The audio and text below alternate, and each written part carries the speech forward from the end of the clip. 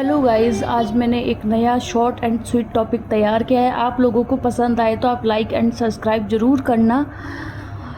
आज हम पढ़ते हैं प्रस्तावना और उद्देशिका।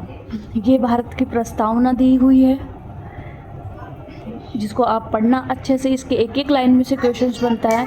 जो ये नीचे है 26 नवंबर 1949, ये डेट प्रस्तावना में लिखी हुई है। 17 नवंबर 1949 को संविधान सभा ने प्रस्तावना को स्वीकार किया। 26 जनवरी 1950 प्रस्तावना लागू हुई। आगे देखते हैं हम। बाद देखेंगे गोपालन बनाम मद्रास राज्य 1950।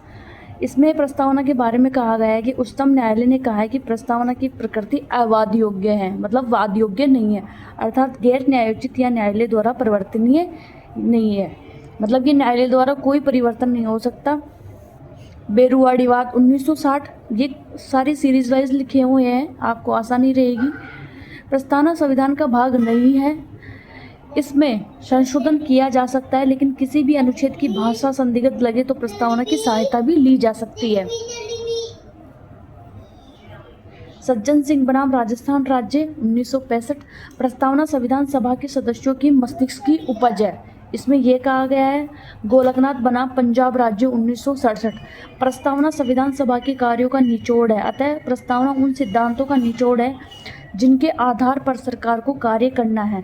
प्रस्तावना संविधान की मूल आत्मा है। केशवानंद भारती बनाम केरल राज्य, ये मोस्ट है, इस पे मोस्ट इंपॉर्टेंट लगा लेना। उच्चतम न्यायालय ने कहा प्रस्तावना संविधान का भाग है, इसमें संशोधन किया जा सकता है, लेकिन संविधान का मूल ढांचे को प्रभावित किए बिना इसमें संशोधन किया जा सकता है। प्रस्तावना न्याय योग्य नहीं है, इसके आधार पर कोई निर्णय नहीं दिया जा सकता। 42वें संविधान संशोधन 1976 द्वारा प्रस्तावना में संशोधन किया गया। इसमें 3 शब्द जोड़े गए हैं, समाजवाद, पंथनिरपेक्ष और अखंडता। अब तक प्रस्तावना में एक ही बार संशोधन हुआ है, जो 42वें संविधान संशोधन 1976 में हुआ है। आगे देखते हैं। LIC ऑफ इंडिया बनाम भारत संघ 1995। प्रस्तावना कार्यपालिका व विधायिका की शक्ति का स्रोत है। प्रस्तावना की प्रथम पंक्ति हम भारत के लोग से स्पष्ट है कि संविधान का स्रोत भारत की जनता से लिया गया है एवं संविधान की अंतिम शक्ति भी भारत की जनता में ही निहित होती है। 26 जनवरी 1950 को राज्य की प्रकृति में संपूर्ण संप्रभुत्व संपन्न लोकतंत्रात्मक गणराज्य, ये शब्द जोड़े थे। पहले से ये शब्द थे, बाद में जब संविधान संशोधन हुआ तब समाजवादी, पंथनिरपेक्ष, अखंडता बाद में जोड़ा गया, जो 42वें संविधान संशोधन के तहत जोड़ा गया था, जो 1976 में। शासन के उद्देश्य नागरिकों को मिलेगा। न्याय के प्रकार है सामाजिक, आर्थिक और राजनीतिक। इनका उल्लेख अनुच्छेद 38 में है और भाग 4 में किया गया है। स्वतंत्रता 5 प्रकार की दी हुई है प्रस्तावना में। विचार, अभिव्यक्ति, विश्वास, धर्म और उपासना की, इसका अनुच्छेद 19 में उल्लेख है। और समता, प्रतिष्ठा और अवसर की समता प्राप्त है, इसका उल्लेख अनुच्छेद 16 में है। प्रस्तावना में संविधान के अंगीकृत होने की दिनांक 26 नवंबर 1949 मिति मार्गशीर्ष शुक्ल सप्तमी विक्रम संवत 2006 है। अंगीकृत का अर्थ होता है स्वीकार करना, अधिनियम होता है लागू करना, और आत्मप्रीत का अर्थ होता है स्वयं को सौंपना। प्रस्तावना की जो प्रथम पंक्ति है वह अमेरिका से ली गई है। प्रस्तावना की जो भाषा शैली है वह ऑस्ट्रेलिया से ली गई है। स्वतंत्रता, समता और बंधुता फ्रांस से ली गई है।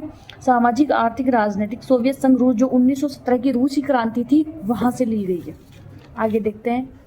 प्रस्तावना से जो संबंधित कथन है वह देखते हैं। नानी पालकीवाला ने कहा प्रस्तावना संविधान का परिचय पत्र है। अर्नेस्ट बारकर ने कहा प्रस्तावना संविधान की कुंजी है। ठाकुरदास भार्गव ने कहा है प्रस्तावना संविधान की आत्मा आभूषण है।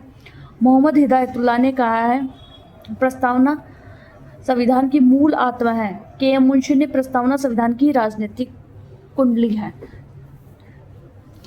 आप सभी को ये पसंद आया हो तो आप मुझे कमेंट जरूर करें। आपको इसकी PDF मिल जाएगी और आप इसके क्वेश्चंस इसमें से सॉल्व करें, आपको सारे क्वेश्चंस के आंसर मिल जाएंगे। मैंने जितने भी ये जो डिटेल लिखी है सबके आंसर इसमें है, सारे क्वेश्चंस मिल जाएंगे इसमें। तो आप मेरे चैनल को लाइक एंड सब्सक्राइब जरूर करें। धन्यवाद।